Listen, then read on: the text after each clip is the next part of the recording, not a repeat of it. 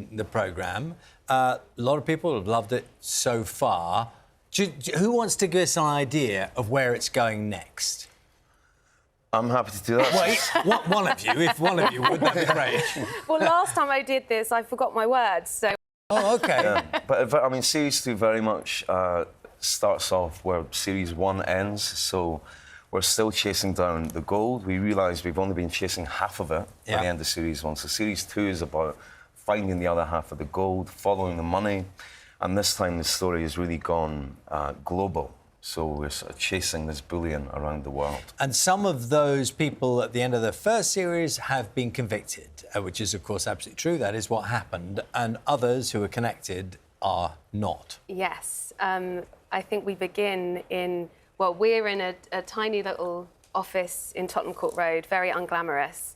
And then you see the story. I mean, it's a story that's based on fact, but Neil Forsyth, our writer and creator, has obviously taken creative licence to dramatise it, but a lot of the characters some are real characters, some are composite characters, like Charlotte's character.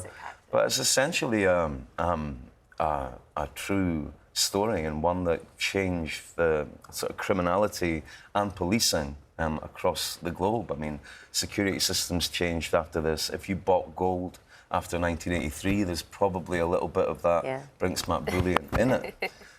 So, yeah, it's still kind of clinging to us. Do you know what I like? I know yours is a character, it's a composite character. There's no romance between you two. I'm so pleased. Isn't it great? Yeah. Oh, it's just such a cliche sometimes, isn't it? Yeah, there was no... It's just two people working well together without any kind of, romance. And I think that's, you know, we need to see that a bit more, actually, probably. Yeah. A bit less romance. Yeah, I just think, like, platonic male-female that they can just that men and women can work together. Exactly. Without the romance. How did you find that? I mean, you're both relatively young, and this would I'm trying to work out. Emun had a bit of a twitch of the head. I mean, this story and the way it was policed and the access to information they had then, compared with now, it's so different, isn't it? The very basics of policing were so different. Yeah, the money laundering the law didn't come in until after this happened.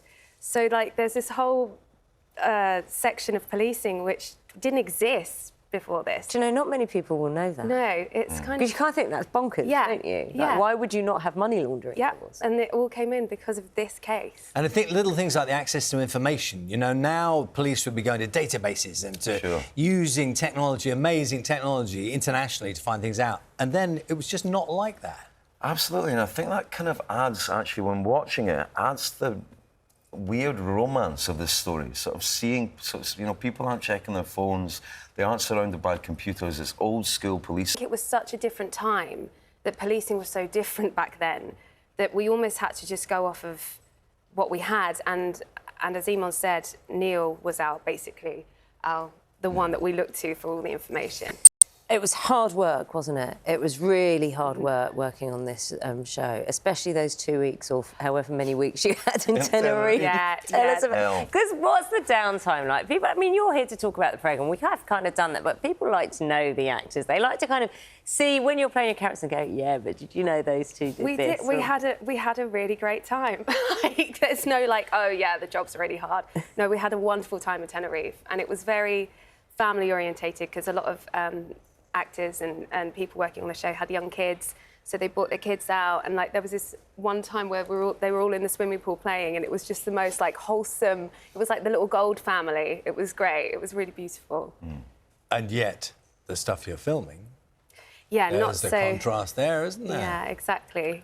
Is it sometimes hard when you work? I mean, this sounds such a naive question. I understand your work is to be able to act wherever you are, whatever the location is.